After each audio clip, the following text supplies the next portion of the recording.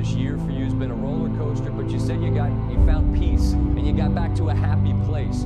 Where'd you find peace in a year that's been kind of all over the map?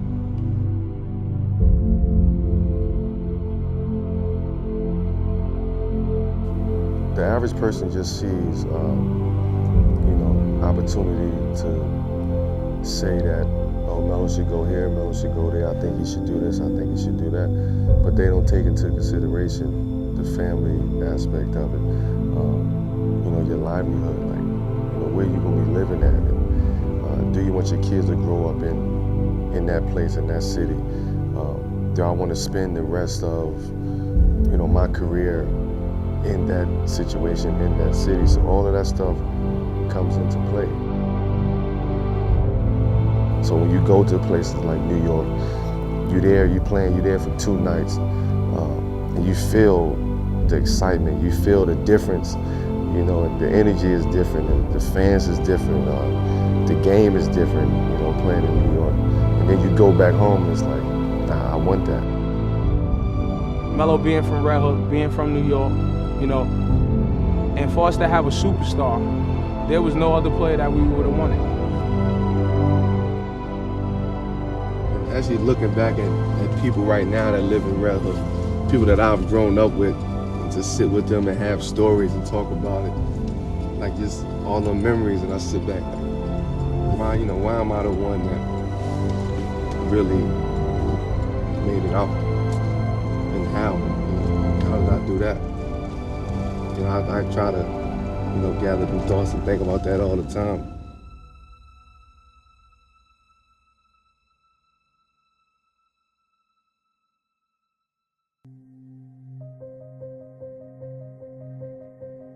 He can finish the way LeBron James finishes at the basket. He is a considerably better shooter than LeBron James is. He's got a mid-range game. He's got a post-up game. He's got a three-point game. He can hit free throws.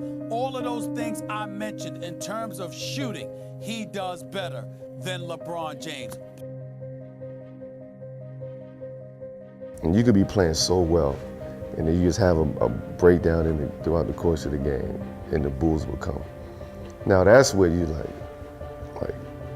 what the hell is wrong with these people? Anthony waving his finger at the fans. It's been a rough stretch for him with all the trade rumors. New York is hardcore. New York's the concrete jungle.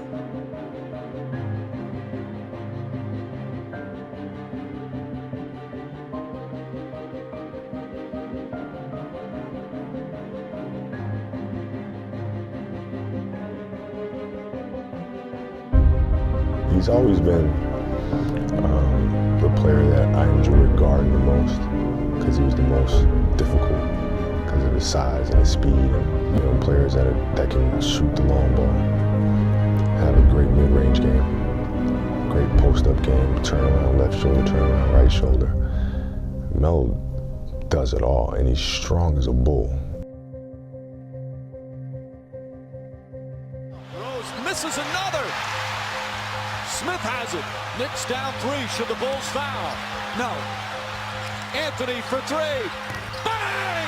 That one goes down, and the game is tied. In the hands of Anthony. Anthony for 3. Puts it in! Knicks by 1 with 8.2 remaining. And again, you've got a 6'9" guy on you. He's a couple of feet again beyond the arc. Now Anthony is out on the floor. Anthony leads in. That shot is good.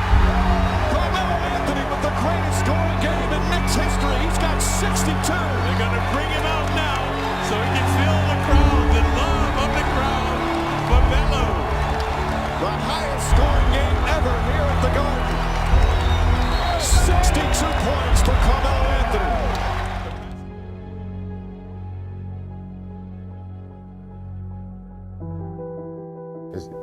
As much as it has to do with having the top guys on the team, superstars per se, you need the rest of your soldiers. You need the guys that's going to go out there and put their life on the line for you, because it's a war, it's a battle.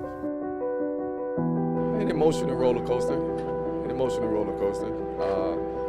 But I had to find peace. I had to, come to peace with myself, come to peace with kind of the situation I'm in, and kind of try to find happiness again. I kind of lost that a little bit, but I'm finding it now, and it feels good. So.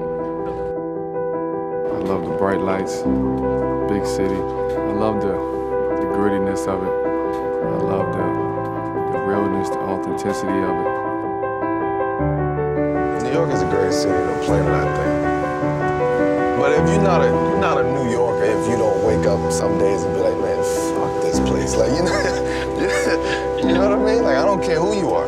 You can be the mayor, you can be the governor, all the way down to the mailman. Everybody wakes up some days and say, man, fuck New York. I think he'll be whatever he wants to be, because that's the kind of man he is. And when you think about how these young people out here get excited, fans get excited when they see Carmelo Anthony play. So let me just send the message: Carmelo Anthony rocks. So I hope whoever has the opportunity to embrace him will understand that they've got a champion and someone who not only knows basketball but is committed to the community and committed to the team that he plays for. So I'm excited for whatever his future is. I just want to get back to enjoying the game of basketball. I've never lost my passion for it. I've never lost my motivation for it. I've lost my joy for it a little bit, due to everything that's been surrounding me. But I'm starting to find kind of my happiness right now, my joy for the games. The Knicks and the Rockets have re-engaged trade talks about Carmelo.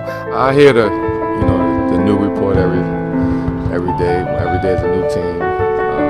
Every day is Melo said this, Melo said that. Melo hasn't said anything yet. So, that's what I will say. Melo hasn't said anything. And we can talk as far as you want. Okay. Are you divorcing Melo? We're just going through a time right now, but him and I are the best of friends, and our number one commitment is to our son, Cayenne, and he is an amazing dad. I could not ask for a better dad. For a guy of his greatness, Carmelo Anthony can average 30 in his sleep. He's a career 27.7 point per game scorer. This dude is 6'8", 240. He can score inside, he can score outside, he can shoot the three. He's got a mid-range game, he's got a handle, hit free throws. He's an offensive juggernaut, even at this age.